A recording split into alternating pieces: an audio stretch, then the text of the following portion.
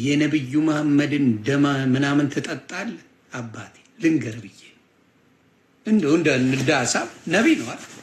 መልእክተኛ ነው ነብዩ መሐመድ። በእናንተ አክብሬ ላወራ መልእክተኛ ነው። ምኑን ነው የሚያስጠጣኝ? ለምን ጠጣለታል? መልእክት ነው የሚናገረው አይደል? የፈጣሪን ቃል የሚናገር ሰው ነው። አክታውን የምጠጣለት፣ ደሙን የምጠጣለት፣ የቆሸሸ ነገሩን ሽንቱን የምጠጣለት፣ ሰገራውን የምበላለት፣ ምድር ተከፍታ የምትውጥለት፣ ሰገራ ሲጸዳዳ ምድር ተከፍታ የምትውጥለት ሽቶ ጠረኑ የነብዩ መሐመድ የሰገራው ጠረን ከሽቶ ያማረ ነው ብላችሁ የምትሰክሱን በሰላም ነው። እንደው ለጤናችሁ ጥሩ ነው። ዙጥ ሲባል በዚህ አጋጣሚ ለምንድን ነው ኢዮዳብ ትዝ ያለኝ? ኢዮዳብን ለምን መረጡት? እንደ ሐሳብ ኢዮዳብ ዙጥ ስለሚል ከትምህርታችሁ ጋር ማች ስለሚያረግ ነው። ማች ያረጋል ስለሚያረግ ነው ወይስ በምን ሂሳብ ነው ኢዮዳብ ዙጥን የመረጣችሁት? በሰላም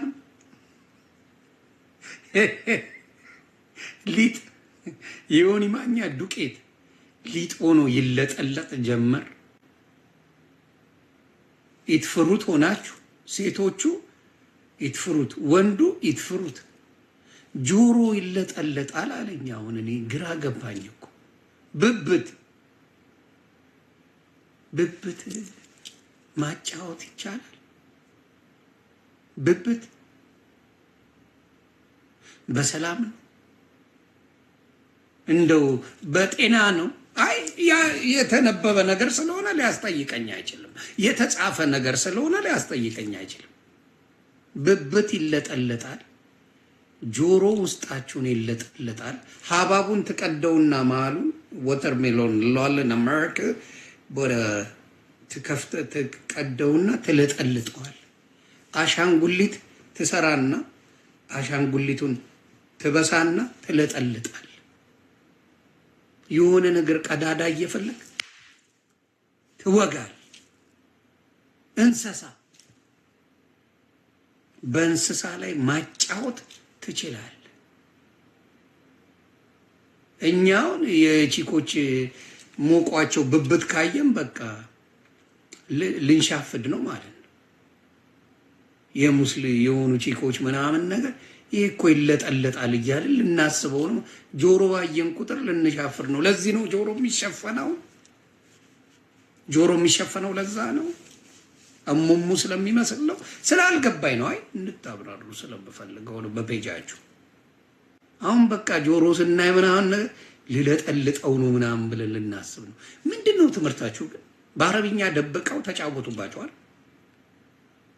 በአረብኛ ደብቀው በቃ ተጫወቱባችሁ። ትርጉም ስለማታውቁ እውቀት ስለሌለ ትርጉሙን ሌላ ሰው አያውቀውም በተባለ ጊዜ ቴክኖሎጂ መጥቶ ሲከፍተው ሙሉ ትምህርታችሁ ይቅርታ አድርጉልኝ ሽርሙጥና፣ ሙሉ ትምህርቱ ቅድስና የለው። ሙሉ ትምህርቱ ሴሰኝነት፣ ቆሻሽነት፣ ብልግና ሆኖ ተገኘ። ሙሉ ትምህርቱ የሚቀር ትምህርት የለም። the whole thing የምታወሩት ሴሰኝነት ነው። ወንዱ ከወገቡ በታች ይስመዋል፣ ሸፍኖ ምናምን ገልቦ ይሰጠዋል ምናምን። ነብዩ መሐመዳችሁ እንደዛ ነው ያደረጉት። ይኸው በመጽሐፋችሁ ከኋላም ከፊትም ሰላትም ሲያረግ ዱቅ ብሎ ከስር ገብቶበት ምናምን ጅኒ ሲጋልበው ሲቀደው ሲጫወቱበት ነው የሚውሉት የሚያድሩት። ይሄንን ነገር ነው መጽሐፋችሁ የሚለው። አሁን ለመቀበል ይከብዳል።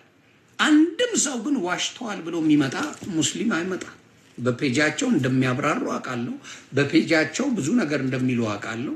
የዋሸነው ነገር የለም። አምጥተው ሙሉን ይዘረግፉ። ፓርትቱ ስፔሻል ነው። ከ18 ዓመት በታች ያላችሁ አትዩት፣ አይመከርም ያሉት የኦርቶዶክስ ወንድምናቶች እኔ ራሱ ቃሉን አንብበው አለኝ። እኔ አሁን አለማዊ ነው ማኛው ቃሉን አንብበው አለኝ። እኔ ቃሉ ሰቀጠጠኝ። እናንተ የጻፋችሁት ቃል እናንተ ለጻፋችሁት እኔ ሰቅጥጦኛል ማለት አልቻልኩ። በጣም የሚገርመው የአቡነ ተክልዬን እውነት እንነጋገር፣ የአቡነ ተክልዬ ምልክት እንዲሆነኝ መሰዊያ እንዲሆነኝ ምን ልሁን ብለው አቡነ ተክለ ሃይማኖት ይጠይቃሉ። እግዚአብሔር አምላክ ስለሚጸልዩ ጸሎት ስለሚያደርጉ የሚታወቁት በእምነት ነው አቡነ ተክልዬ። እኔም የሚሰቀጥጥ ነገር እድሜ ለነቀለሜ በባለጉበት መንገድ ሄጄ ነበር እና አንተ በተቅማጥ በሽታ ትሞታለህ፣ እሱም መስዋዕት ሆኖ ይቆጠርልሃል ተብሎ ነው የተባሉት አቡነ ተክለ ሃይማኖት። በተቅማጥ በሽታ ምልክት እንዲሆን ስትሞት ምን እንደ መስዋዕት ይቆጠርልሃል።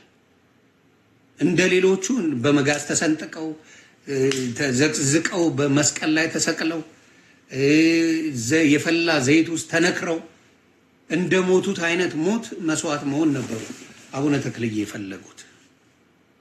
እሱ ሳይሆን ይሄ ነገር ይሁን ተብለው በተቅማጥ በሽታ መሞታቸው ነው እስካሁን ሌላው ሲያላገጥምና።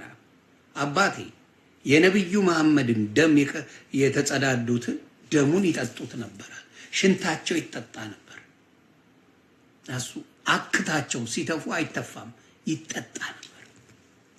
ይሄንን አይነት ማንነት ነው በፈላ ዘይት ነበር። ስለዚህ አቡነ ተክልዬ ያ ነው የተደረገው። ግን ባለጌነ ቀነሜን አይነት ወራዶች እኔንም አዋርደውኛል፣ እኔንም አጣልተውኛል። በዛ ደረጃ ባልገው ሄደው ሌላው በመጥፎ እንዲሆን ስም አስጠፍተዋል። ስለዚህ አሁን ለሙስሊሞች ጥያቄ ነው፣ ይሄ ነገር እውነት እንደሆነ ታውቃላችሁ፣ ትቀበሉታላችሁ? እንደዚህ የሚዘገንን ማንነት አለው ትምህርታችሁ። ይሄንን ትቀበሉታላችሁ? ይሄ ትምህርታችሁ ነው፣ ይሄ ማንነታችሁ ነው። በዚህ በአረብኛ አርገው ሸውደው ተጫውተውባችሁ እድሜ ልካችሁን ስለ ሴሰኝነት ብቻ አስተምረው እንደምትቀበሉት እስቲ እናያለን። እነ ኢምራን ይህን ነገር እንዴት አድርገው እንደሚያብራሩ እናየዋለን። እነ ሁሴን የሚባለው እነ አቡ ሃይደር ሌሎቻችሁም እንዴት አድርጋችሁ ይሄን ዛሬ የተነጋገርነው ተቆርጦ ተበልቶ ይደርሳል። እንዴት አድርጋችሁ እንደምታብራሩ ማየት እንፈልጋለን። እንዴት